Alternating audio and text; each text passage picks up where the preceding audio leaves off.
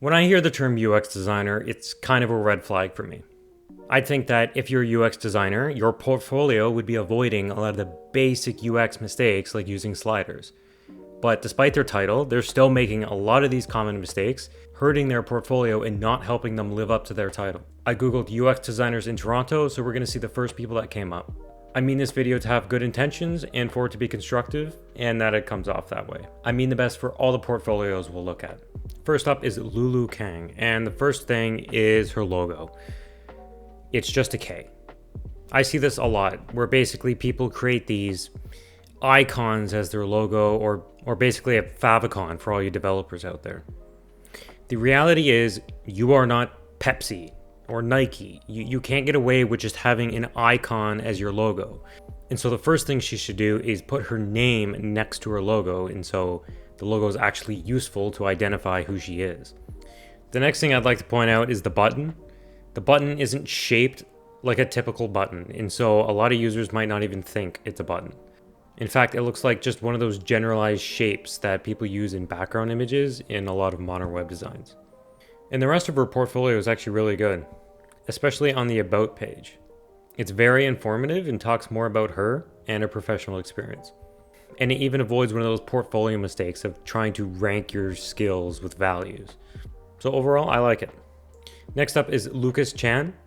The most annoying thing about his portfolio is that the work page is actually the home page. So it's kind of lying there. I would have a separate home and work. I like his About page. It's very simple.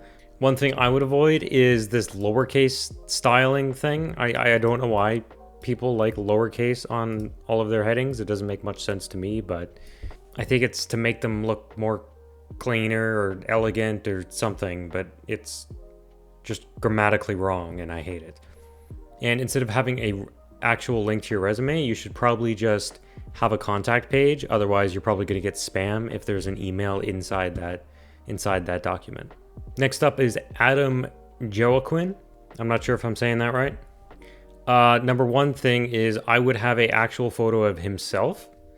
If he's trying to portray himself as like a graphic illustrator, then that's fine. That's great. But considering he's a UX designer, it should be an actual photo of him rather than just some random vector graphic. And then if you scroll down to his projects, there's no heading that specifies it's his projects. So I would just add that. And then he kind of breaks them up into relevant projects, academic projects, and other projects. I'm not sure why he does this specifically, because there almost doesn't need to be that kind of level of categorization, because there's only like 7 projects, so that's just not necessary. And his About page has a photo of him, and there's a lot of information here. It's a simple page, but it works. And then he links his resume again, which I do not recommend. And of course, his logo is just a bunch of shapes. So again, not Pepsi. Make an actual logo with your name in it. Then we have Deval's portfolio. Has this yellow section right away, which are actually links, which is kind of interesting. Then he has his projects listed in a list format. And this 3-column text. I would not lay it out with 3 columns. I would try to even get away with just 2 columns with an image to the left. That would make it flow a whole lot nicer because obviously the heights aren't matching at all here and it just looks a little off.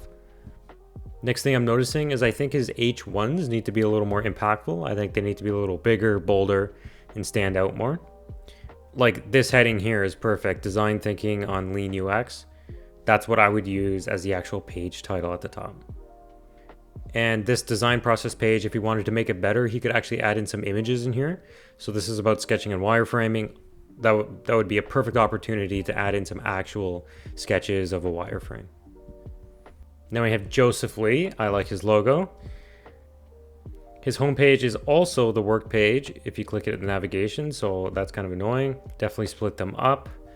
And if you go to his About page, definitely could use a lot more content here because his portfolio could have one of 2 goals. Basically, to be hired by a company or to be hired by some kind of client. And if you want to be hired by a company, you definitely need more About content because they're also trying to figure out if you would fit in with their team. So a lot more personal details in here would be good. And if you click on the resume button, it actually just leads to his homepage again. So he probably removed the link to his resume because he got spam. So again, don't recommend that. The last one is Atcha. It says, hello, I'm a UX generalist and product designer. I conduct end-to-end design sprints on products in all verticals. That's a good intro. And if you scroll down right away, it just kind of jumps into her work without specifying that it's her work. Again, there should be some sort of heading here. And I definitely would have text to go along with this rather than just relying on text inside the images. And then there's randomly a blog if you come down here. And again, there's no heading introducing it. And then there's her contact at the bottom, which is okay. Again, her portfolio is the home page. People, please stop doing that.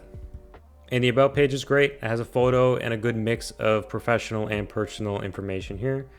And if you have a blog on your portfolio, you want to make sure that the actual timestamps are somewhat recent. Otherwise, it's going to look like you haven't touched your portfolio in years. And that ends up just looking bad. So I would avoid that. And that's it. I kind of quickly went through them all there, but I hope this video provided you some value and that it was useful to you. If you want to be a better web designer or developer, check out my other videos.